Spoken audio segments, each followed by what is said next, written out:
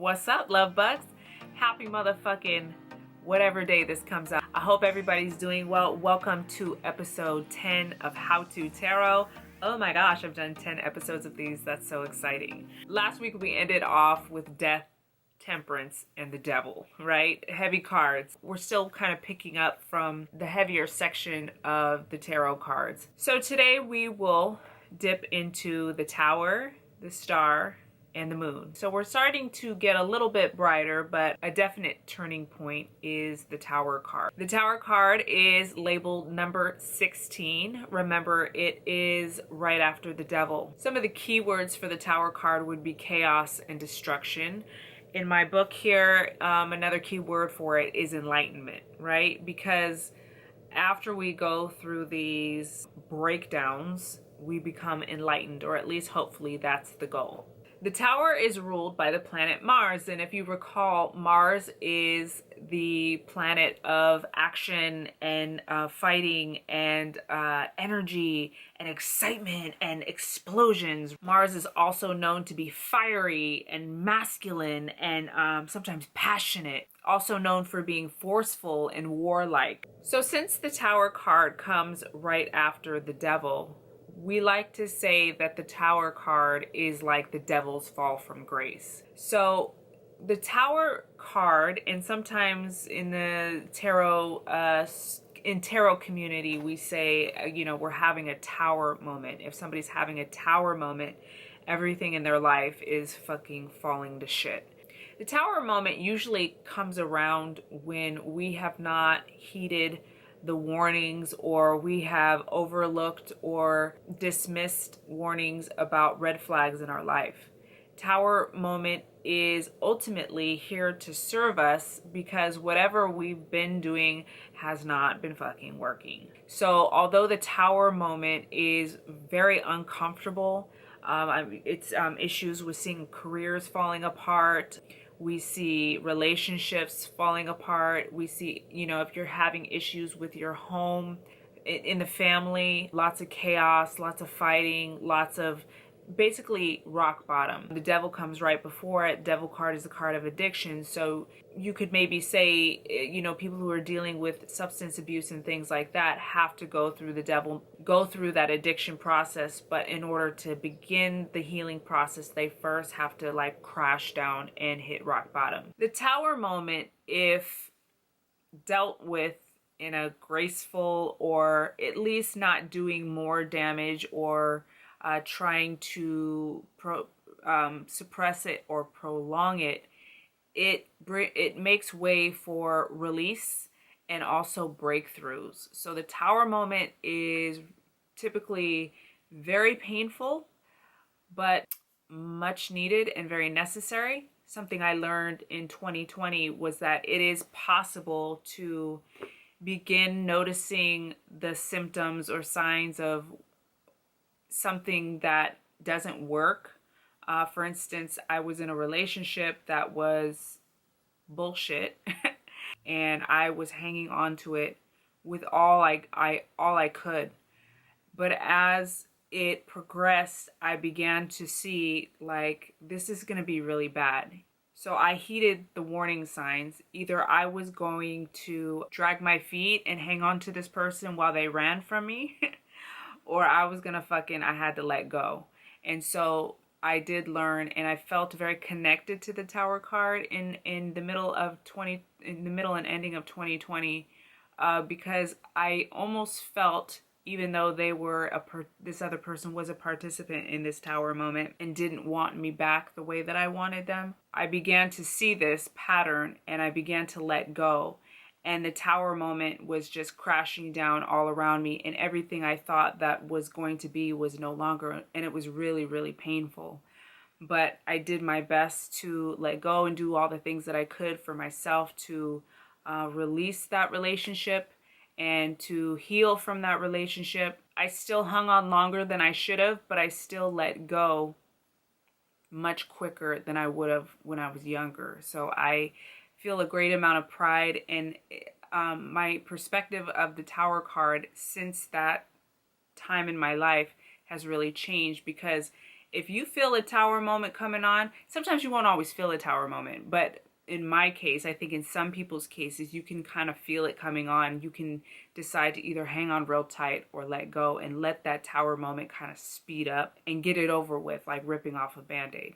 In some instances, we don't see the tower moment coming at all. Sometimes we don't understand, or we don't see people's true colors. They've hidden it really well, or we really are just learning about how to heed our own intuition. We really just don't see it. So sometimes it's inevitable, but other times, if you want to really put your big girl panties on, you just rip that thing off. So the tower moment is really about release and surrender, and even lightening your load. Have you ever been in a situation where it was very heavy, maybe even watching a loved one die, really painful?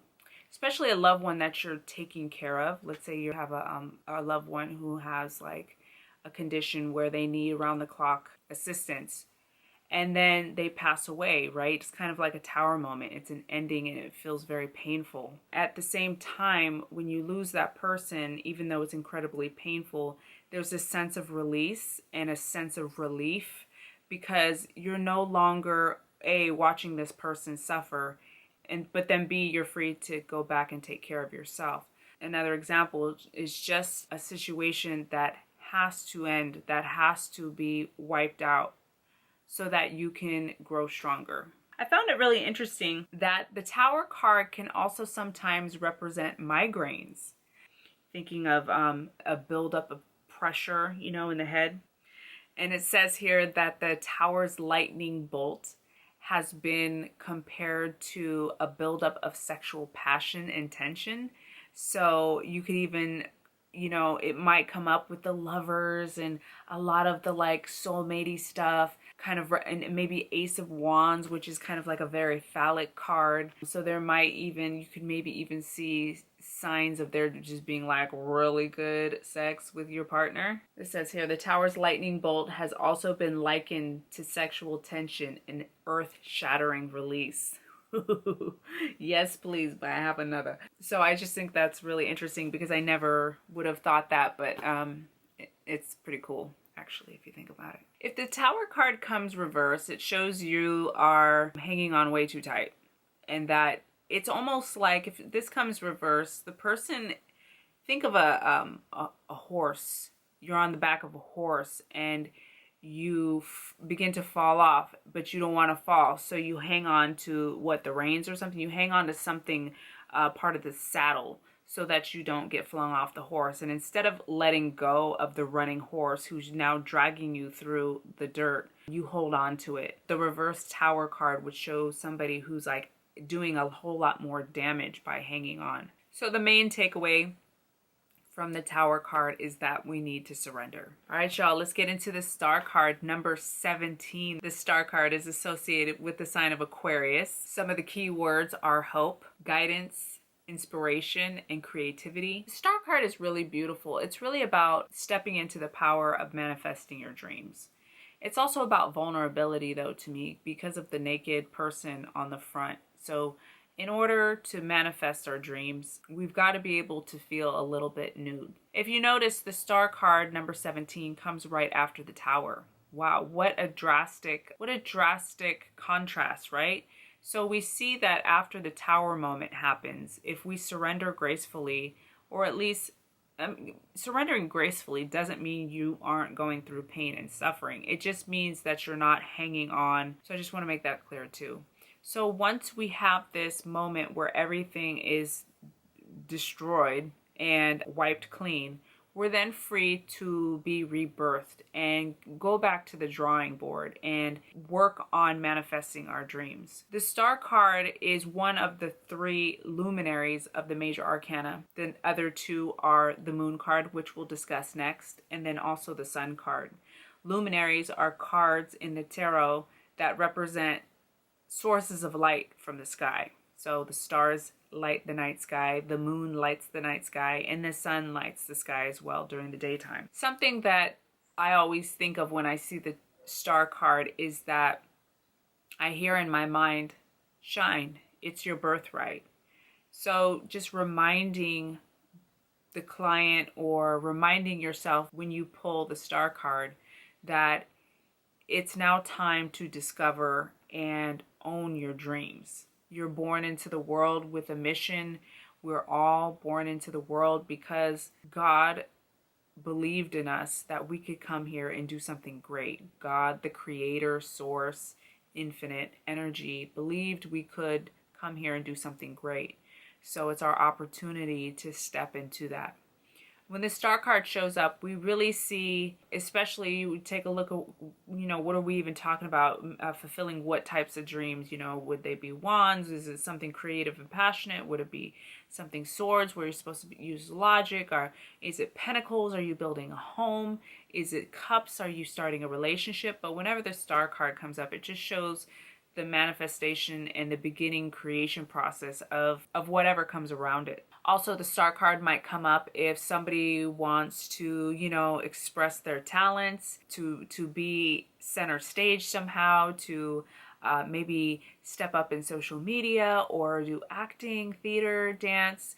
These are people that might want to be singers, that people really want to express themselves and be creative. If you get the star card when you're talking about issues, when finance, career and stuff comes up, it shows, fortune, and it shows that the client, that you, if you pull it, are destined for greatness in that area. The star card also implies better and more physical vitality, hence the body in there. The star card reverse would make me feel like perhaps somebody's given up on their dreams. Maybe they feel like they can't do what they really want to do.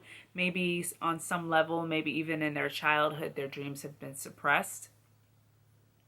Maybe their star went out for a little bit, their light went out for a little bit, they've lost their shine. If I were to see the star card reversed with like Seven of Cups reverse, I would, because Seven of Cups reverse is like delusion and illusion, that can be kind of a key to me if I see that with the star reverse, that their dreams or their expectations for where they're going on life might be a little superficial. They might kind of be going down the wrong path.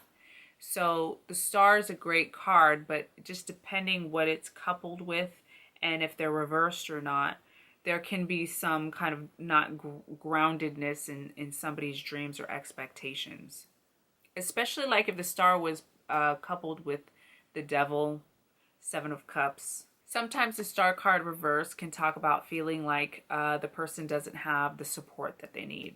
Okay, friends, let's get into it. Number 18 card is the Moon card, our second luminary of the deck. This card is sometimes called the Dark Night of the Soul. Keywords for this card can be illusion, dreams, and crisis. This card is associated with the sign of Pisces. I think the star card, to me, is kind of like once the towers come down and once we realize we're free, the star card, and can go back to the drawing board and recreate, we now have to come kind of settle down a little bit and kind of come back to reality and deal with some of the realities of the tower crashing down.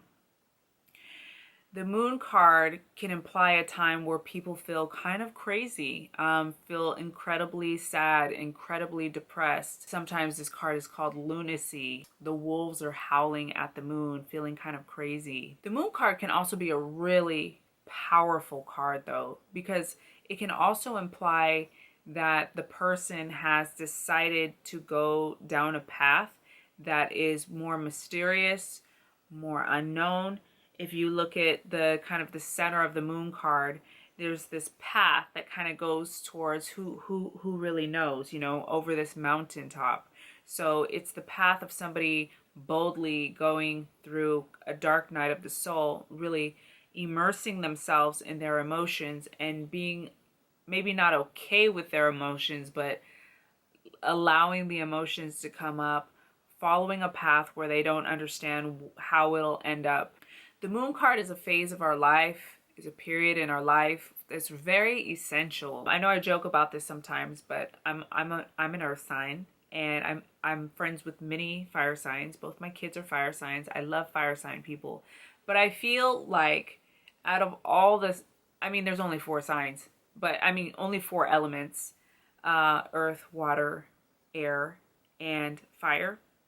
But I feel strongly that it feels very unnatural. It feels very unnatural for me as an earth sign to want to feel dark, murky emotions. I think there's a small population of us where that's kind of more natural. But for me, it's very unnatural. So for someone like me to get the moon card, for someone that doesn't cry very much, I think I feel a lot, but because of my upbringing, I feel it and then I put it away. Or I'm like, I observe it and it just kind of seems like something outside of myself. I don't really take it all in. I'm able to let it bounce off me. So for somebody like that, the moon card can be an incredibly intense time in your life. The thing about the moon card is you have this bright moon here.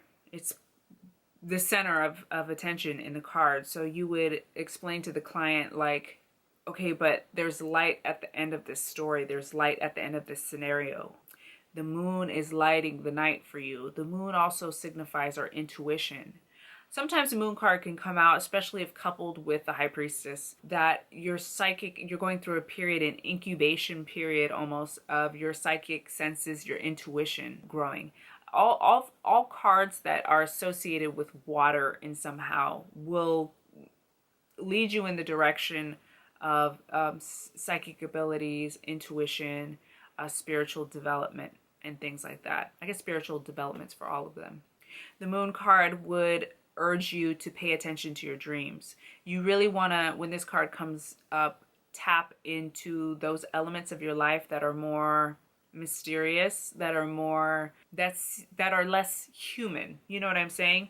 You really want to pay attention to symbols, signs, animals that come around, the weather, motion of the trees when you're thinking about certain things, and you're really wanting to go deeper, right? The moon card is a water sign card, sign of Pisces. So go deeper. Really let yourself wade in the waters of your unconscious. Meditation would be highly recommended. So when the moon card comes up, we ask ourselves, are we going to do this? Are we going to do this?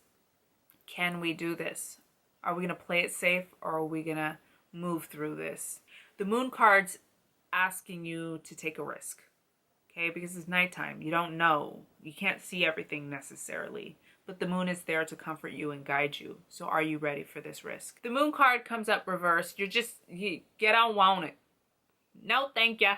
It's like a very much like, no, thank you. No.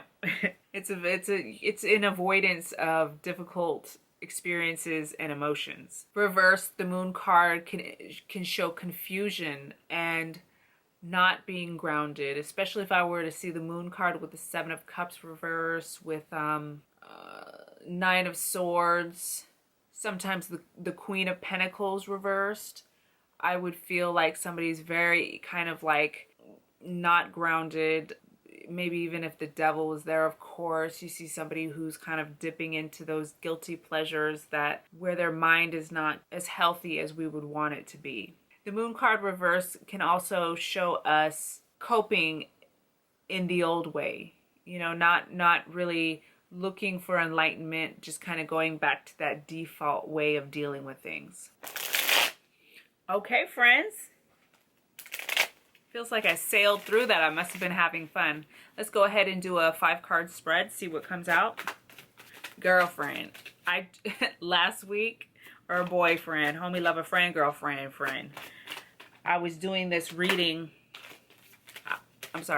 I was doing How to Tarot on the floor right here without like a cushion. I don't know if you guys could tell. I tried editing it as much as I could so that you couldn't see me swaying and rocking, trying to relieve my back. Every time I take a pause, I was like, you'd see the top of my head because my back was hurting so bad. And I learned my lesson this week. And I brought me a motherfucking chair. Okay, so the first card out is Queen of Wands. The second card out is the Chariot. I may or may not need the bottom of the deck. After the Chariot, we got the Queen of Pentacles reversed, 6 of Swords, and the Fool. So the only reversal is the Queen of Pentacles, so that's kind of the first thing that I noticed. Second thing I noticed, we have 2 queens here, right? One queen is upright, really powerful. The other queen is having some issues. Okay, so let's focus on the center card first. So the center card is Queen of Pentacles reversed, is also our only reversal. So it kind of feels like the theme, or it kind of feels like this, even though everything around it's really bright, it kind of feels like it's pulling down the reading. It's tugging at the reading. Okay, so Queen of Pentacles reverse is a woman or somebody, could be the client or could be somebody in the client's life who's not feeling grounded, who is having maybe even financial issues. Remember, Queen of Pentacles is associated not just with finances, career, but also body, health, and vitality. I'm going to jump around here a bit. The card that comes after her is Six of Swords. So here we have in the center this imbalance of career or body, something that this person is embarking on, where they've decided to take a new path. The first card out, the first and second cards, the Queen of Wands and the Chariot. So we see this queen who represents creativity, passion. She's known to be a very good leader. She's a very good guide. She's a great guide and teacher. She's going down this path, and she's doing quite well. She's on her karmic path, the Chariot. However, it feels like she stumbles across some kind of roadblock that might have to do with her finances.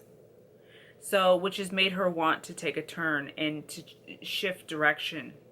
The last card out is the Fool, so she's taking this leap of faith. It feels like she's on the right trajectory because both cards in this spread that represent movement and direction are upright. There may even be somebody in the client's life that's kind of trying to stop them or obstruct their movement forward. So maybe even there's kind of like this kind of facing off or difficult personality in the client's life, this Queen of Pentacles in the center.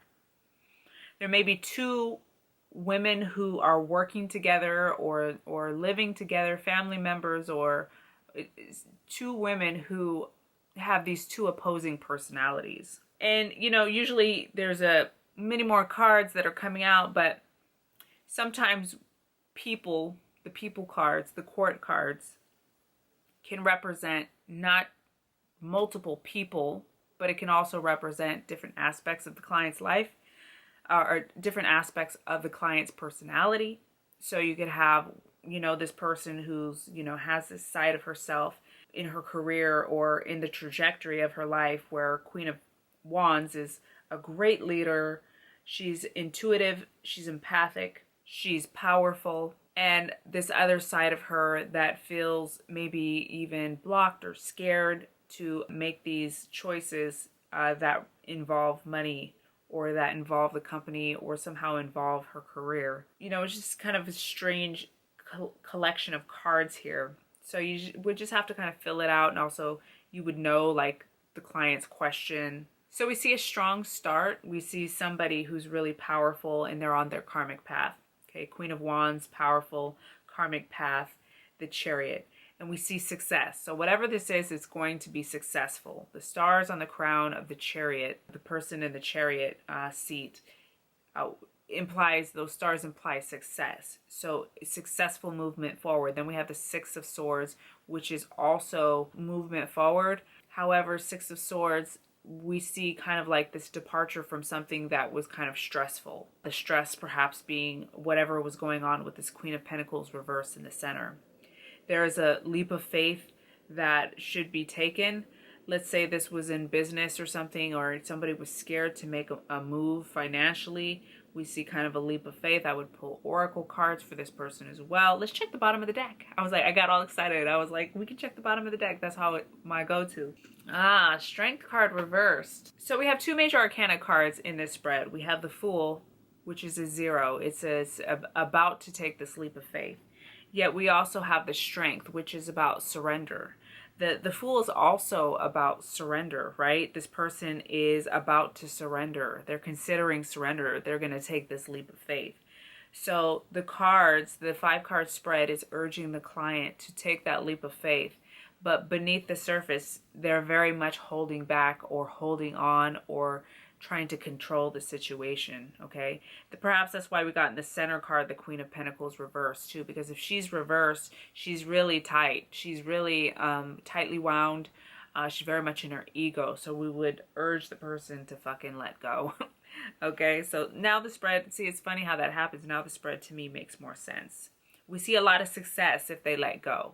The first two cards are very successful, very powerful, very in leadership position and leadership stances. So tell them they better let go if they want success. All right, y'all. Happy motherfucking whatever day I release these. Thank you for watching this 10th episode of How to Tarot. Please subscribe. Please hit the like button. Please share my shit. I would greatly appreciate it. Spread the word. Your girl out here just trying to live her dreams. I love you guys. Next week, we have the last three cards of the major arcana cards. We have the Sun card, Judgment card, which is one of my favorites, and then, of course, the World card. So we'll go over those next week, and, of course, a 5-card spread, and then I'll start putting together the curriculum moving forward. All right, y'all. I love you. Bye.